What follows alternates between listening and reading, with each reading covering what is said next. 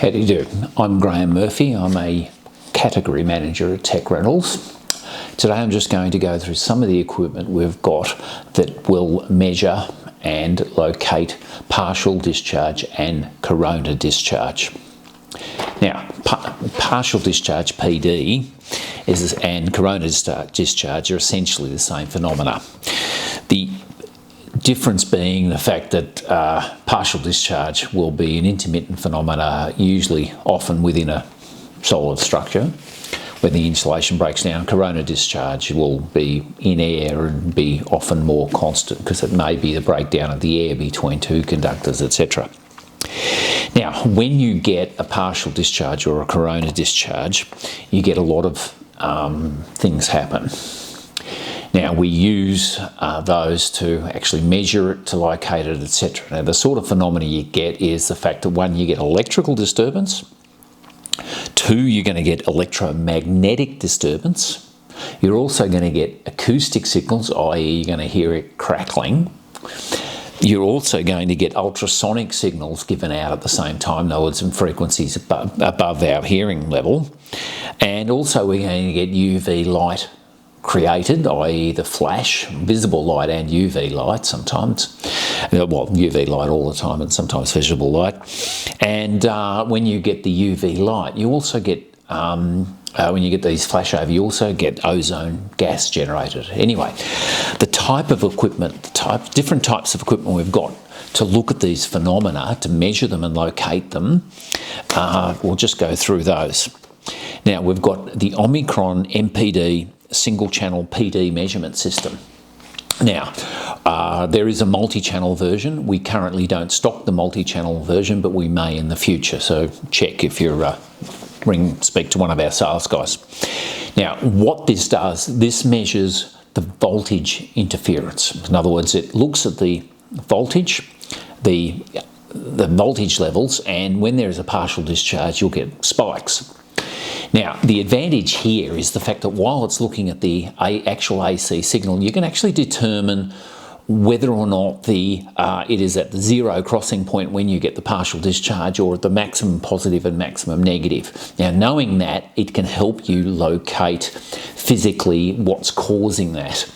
The other thing that's useful is the fact that if it happens to be on a long cable and you know the characteristics of the cable, you can look at the reflections of the partial discharge and analysing that with the equipment. You can actually get the physical location along a long cable as to where your actual fault is. So the MPD 600 it's measuring the actual voltage. Now, the next piece of gear we've got is an EA UltraTev. This has an accurate, does an accurate audio measurement of it. In other words, it listens to the crackle, if you like, and it does it with an accurate dB calibrated measurement. So in other words, you can actually go along, and if you measure it weekly, you can measure whether it's getting worse or not. But as well as doing the acoustic, it does it in the electromagnetic spectrum, in the RF spectrum, effectively. So it looks at the dB level of the noise generated by the partial discharge, and it will therefore, you can go back, and it's designed to walk past a series of cabinets and make some measurements and determine, yes, this is getting worse, or no, it's not getting worse, it's staying the same, etc.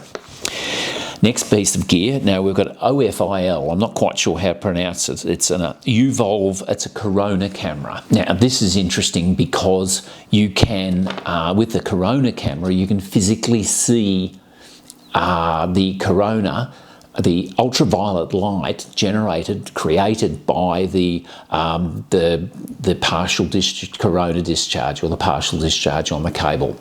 Now, so in other words, you can look up at a power line or a series of insulators or something operating in air, and you can physically see where it's actually occurring. Now, this is really nice. Now, the only issue is the fact that the amount of corona created is a function of the temperature, humidity, particularly the humidity of the air, etc., which means that you can't go back on a week-by-week basis and measure whether the corona is getting worse or whatever, because of the fact you see because the amount you see is a function of the environmental conditions. So you've got to be a little bit aware of that. But it's for identifying where the breakdowns occurring. It's bang, you see it straight away. Very nice piece of gear. Also, we've got the Fluke II-900. Now that's an ultrasonic imager. Now, when you've got one of these partial discharges, you've got a ultrasonic noise given off. The Fluke has an array of ultrasonic sensors with a camera in the middle. Now, based upon the ultrasound is highly directional, and so it can actually give you an image gives you a video image of what's going on, like the UV camera, but it also gives you the level and the physical location of where there is ultrasound being created.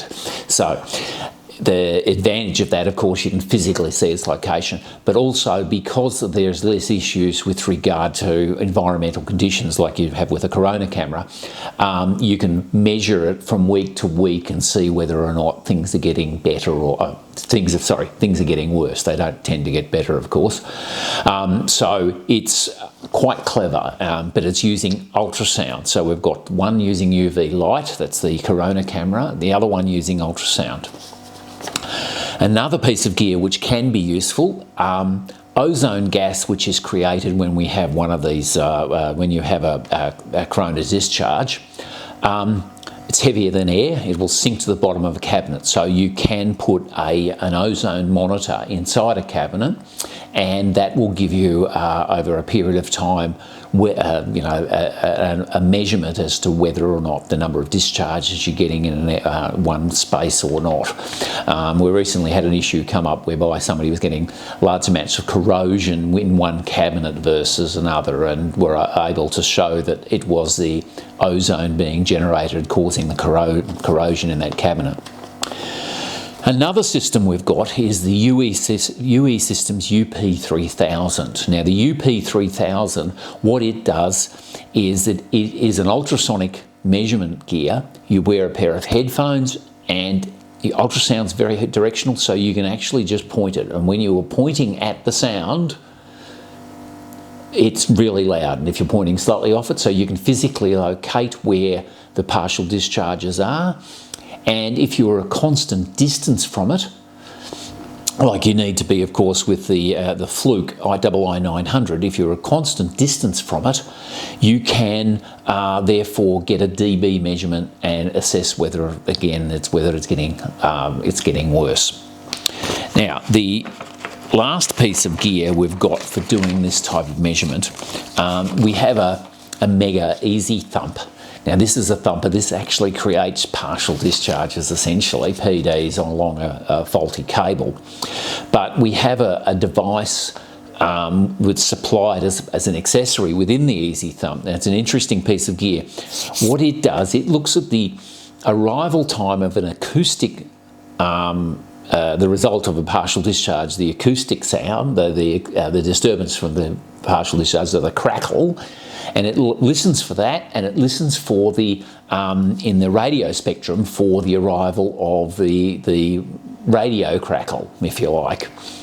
Now, because it assumes that the speed of light versus the speed of sound through air versus the speed of light, the radio signal operating at the speed of light, is essentially instantaneous, it can therefore calculate how far away you are from a partial discharge.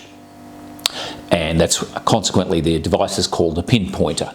So as you get closer to it, and each time it crackles, it'll give you a distance to that crackle. And you have to be able to hear it, of course, and they will produce, if you can hear it, it's producing RF crackle as well. So we have a whole range of solutions for measuring and assessing partial discharge. Give us a call if we can be of help to you. Thank you very much.